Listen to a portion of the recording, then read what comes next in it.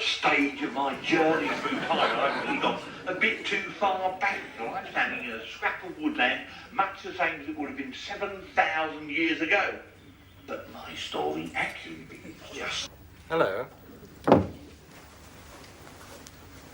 Bonjour.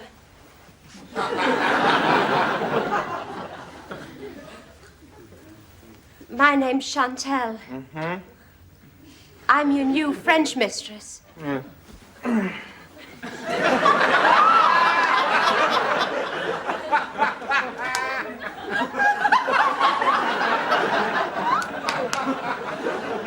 You must be Mr. B. Yes, that's right. But, you can call me Piers. That's a nice name. Yes, it is, isn't it? It isn't mine, of course. Yeah. Good. Mrs. Selway told me what you like. You naughty boy. I find it helps me relax after a long day's sitting.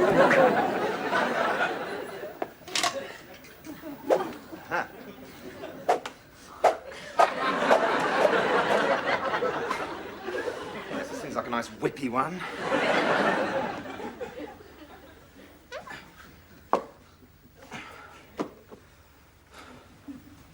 I told you what would happen if you failed your French oral again. What? It's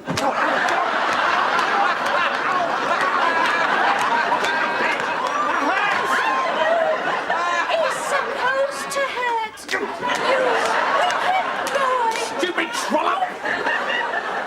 I'm not a masochist, I'm a sadist. I pay to be you.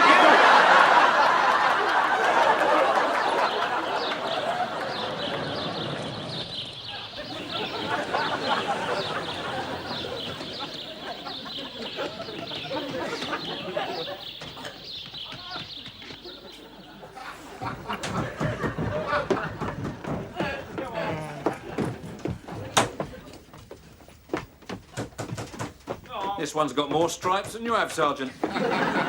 All right, pervert, downstairs, now!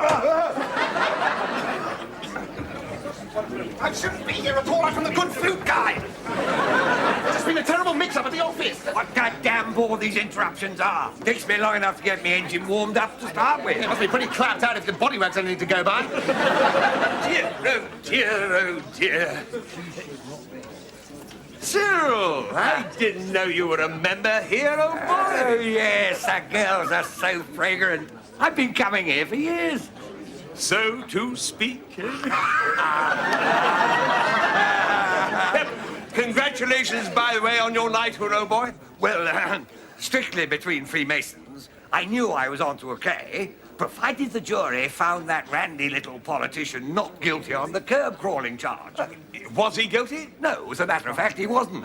He happened to be in here at the time. I saw him. Hello. A star, isn't it? Not necessarily, no. Yes, of course it did. You did jolly well with that private member's bill. Arming the police. Oh, I'm most terribly sorry, gentlemen.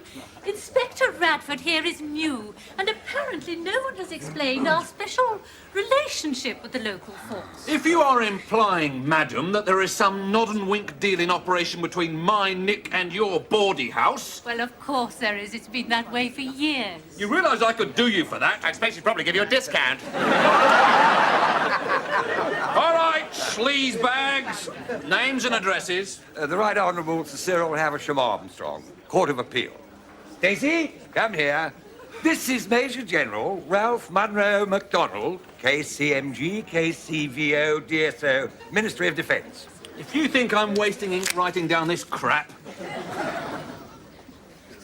All right, let's have your real name. Of course. Piers Fletcher Dervish, MP, House of Commons. I'm warning you! No. Before you go any further, Inspector, let me show you this. My warrant card. Commander Stapleton, Vice Squad. That'll do nicely, sir. All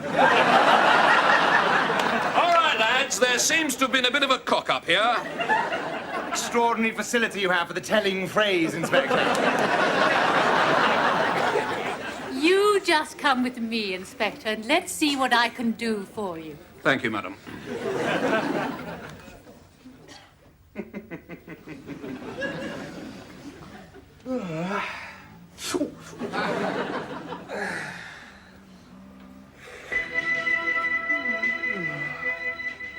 Welcome back. In a few minutes, we'll be discussing the implications of last night's crucial by-election. In the studio, we'll be talking to MP Bob Crippen and Alan Bastard, MP. But first, it's got to... Oh, shit!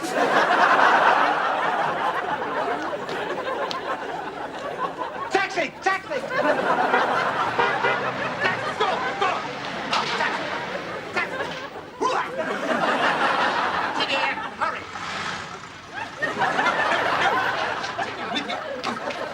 Take me with you, please.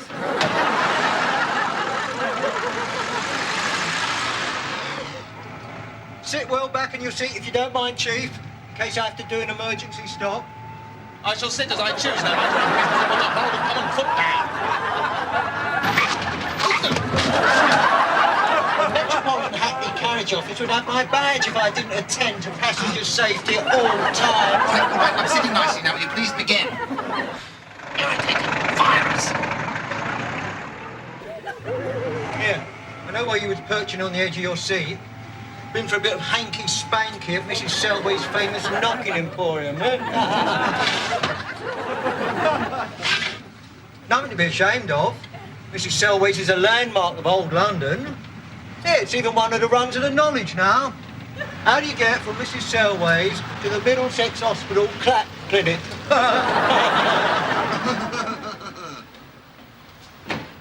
Hi! I didn't expect a tip! What about my fare? And Mr. Porky's book of Big Bangers is now available in the shop, price £5.95. The time is 7:20 and you're watching Good Morning Britain from TVAM, and a very good morning to you. My name is Jane Eyre. Who won the by-election? What by-election? Yesterday's by-election posed an important challenge to all political parties. In the studio this morning we have Conservative MP Alan Bastard and Labour MP Bob Crippen. Well, Mr. Bastard, all the pundits said that this by-election in a key Tory marginal would be an important hurdle for the government. Were you surprised by the result? No, not really, Jane, no. Were you surprised, Bob? Surprised? I was completely gobsmacked. It was a bolt out of the blue. Oh, yes, that's right. It was a bolt out of the blue, but a predictable bolt out of the blue. That's why I wasn't surprised. But to get down to specifics... Yes, Jane, but I really think that the British people are fed up after this long year of more politics. Why don't we get on to the real issues? I mean, how is Anne Diamond's lovely little baby? Hang on. We're here to discuss the by-election. It's not woman's hour. Unless, of course, you don't happen to know the result, bastard. I not know the result? That's outrageous! What was it, then? Oh, I see. Turned into a TV interviewer now, have we, Dr. Crippen? What was it? Well, I'm not going to be browbeaten into answering by some bald crypto-Stalinist.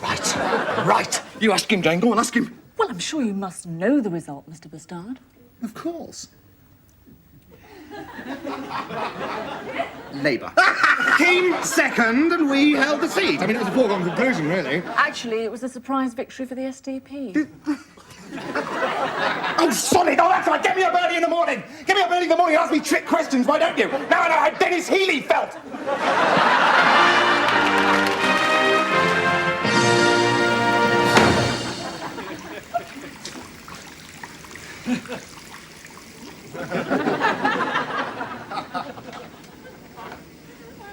Oi, oi!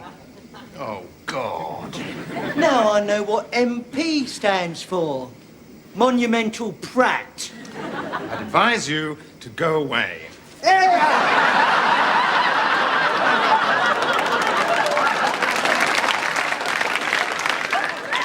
You are a nasty little... Pietist!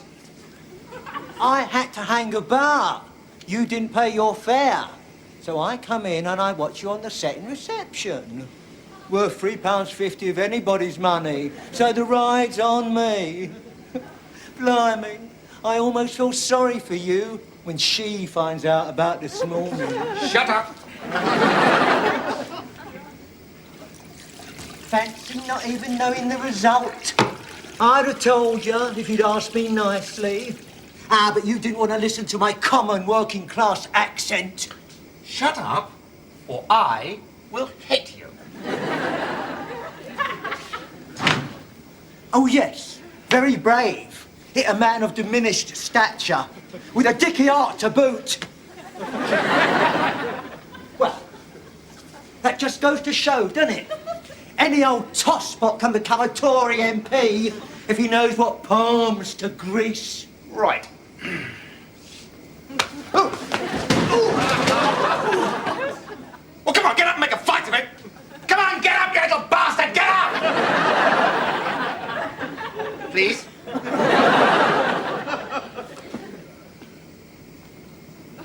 Oh, no! Oh, that's just what I need first thing on a Friday morning, isn't it? A dead dwarf!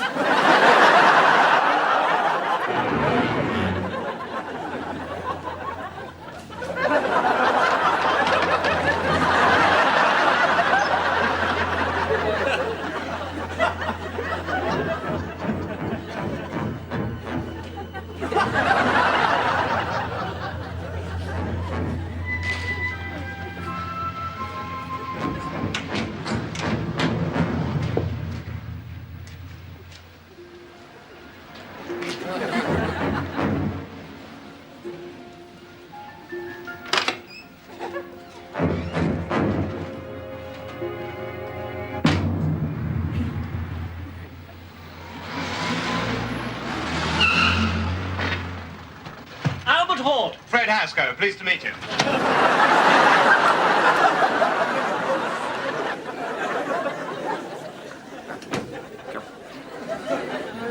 Do we know you?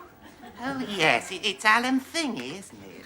Spare me your pathetic attempts at wit, Piers. And where were you last night when we were voting on the bill to recriminalise prostitution? I was paired. Yes, with one of Mrs. Selway's girls, no doubt. You hypocrite. Yes. The Chief Whip's very angry, you know, Alan. Yes, and everybody's talking about what an arse you made of yourself on breakfast television this morning. You've let the side down, Bastard. I'm disappointed in you. Do you really think I give an orangutangs for the opinion of a man with a plastic drainpipe where his colon should be? You'll be old one day, Bastard. Yes, I shall, but I shan't be bionic. There he goes, off to see his Harley Street plumber, no doubt. Piers.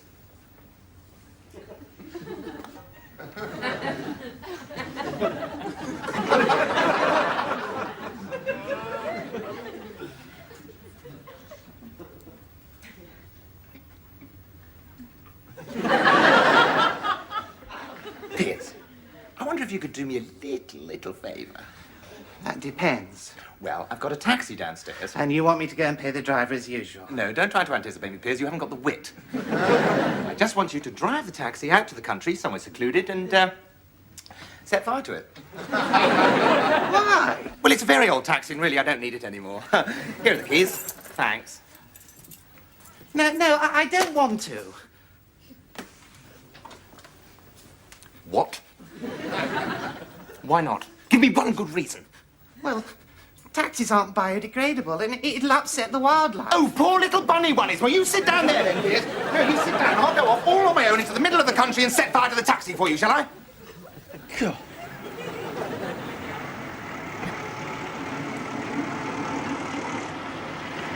Oh, no.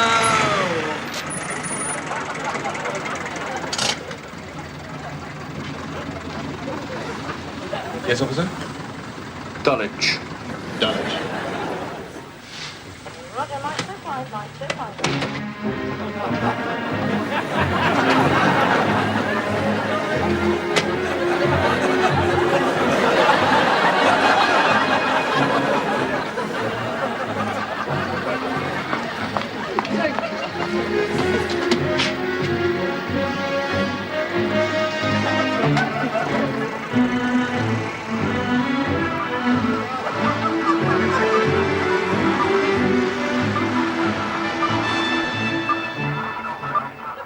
How does Dennis react to the idea of you running for a fourth term? Goodness me, he's less than completely enamored. Threatening to vote monster raving lowlife. Mind you, many more Tory performances like Bastards this morning, and there may not be a fourth. Can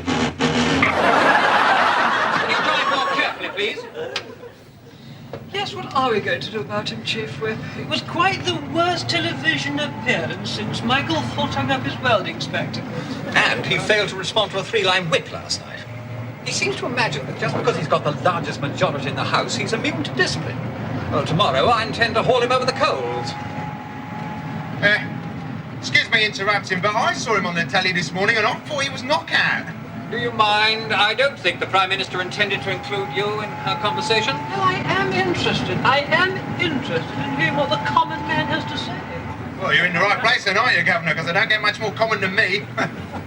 And let me tell you that all us common blokes reckon that Alan bastard is right rubber-dub-dub all up and down the apples and bananas, right down the old Kent Avenue. You know what I mean? Thank you for sharing your political insights with us. I mean, I've always been your Labour in the past, right? I mean, I've never been able to care much for them old-fashioned Tory, toffee-nosed MPs like Sir Stephen Baxter.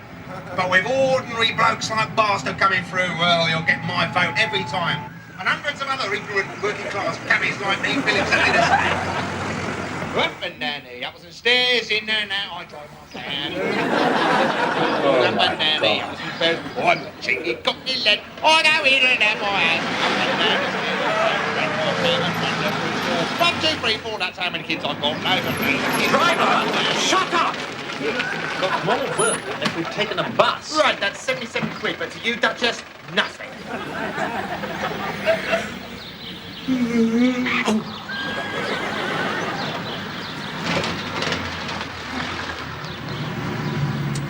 There must be somewhere around here a chap can set fire to a taxi.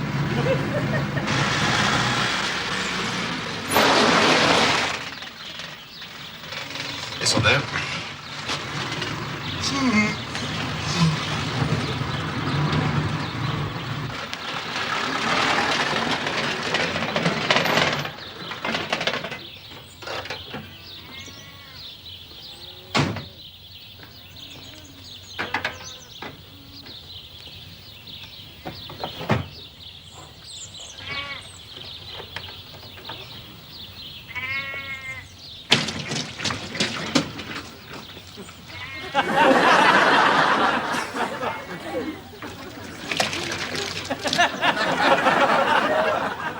Morning.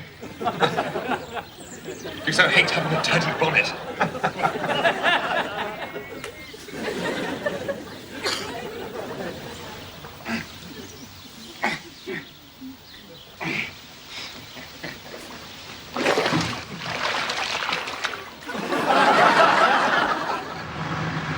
Stupid, overpopulated county.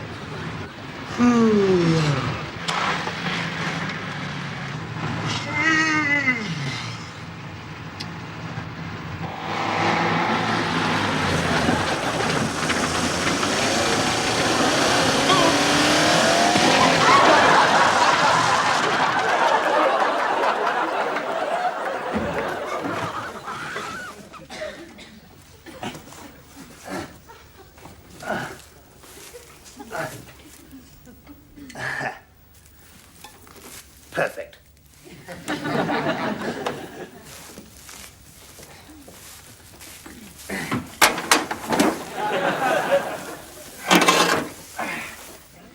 Well,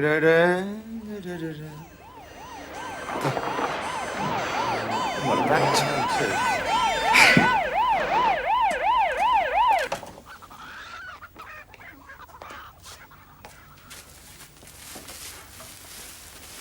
You all right, sir? Hey, this one's coming round. Hello, officer. I was at TVAM. I thought it was you. I was at TVAM and it's all coming back to me. The driver went mad. He wouldn't let me out of the taxi. And now he's dead. Better dead, I suppose, than life in a lunatic asylum. Bloody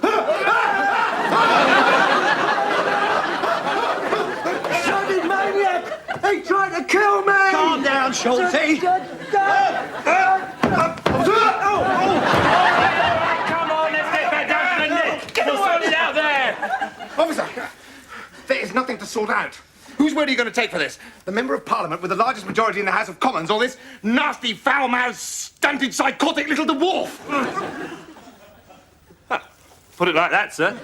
Come, you. What are you doing? Come on. Leave me alone!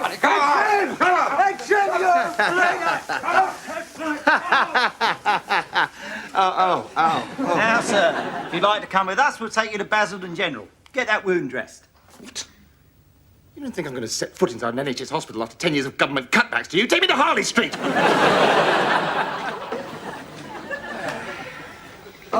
Bastard, come to clear out your desk, have you? What? The Chief Whip was in here earlier, looking for you. If I were you, I'd try to land a few directorships whilst you've still got MP after your name. I've got the largest majority in the House. What can he do to me? Oh, he could have you thrown out of the party. He could promote you and send you to Northern Ireland. Really? Oh, Chief Whip! Just the man! And perhaps you can give me some advice. I've just been left £20,000 by a distant relative, and fortunately, as I'm fabulously wealthy and I don't need the money, I've decided to donate it to your favourite charity. And being an anti-bureaucratic sort of a chap, I thought, well, why not cut out all the red tape? You know, just give it to the good old Chief Whip straight into his hand. Let him get on with it. Cut the crap, bastard. I don't like you. I've never liked you. I don't wish to spend one moment longer in your company than is absolutely necessary. I think your behaviour over the last days has been execrable. And if it were up to me, you would become an unfortunate hiccup in the otherwise downward trend of the unemployment statistics. The Prime Minister, however, seems to rather like you. I suppose even the greatest post-war leader this country has known is entitled to one lapse of judgment. Margaret likes him. I'm afraid so. I do wish she wouldn't keep talking to taxi drivers. I don't know, I think it's quite a good idea she keeps in touch with the man in the street. You know what I mean, Chief? Whip.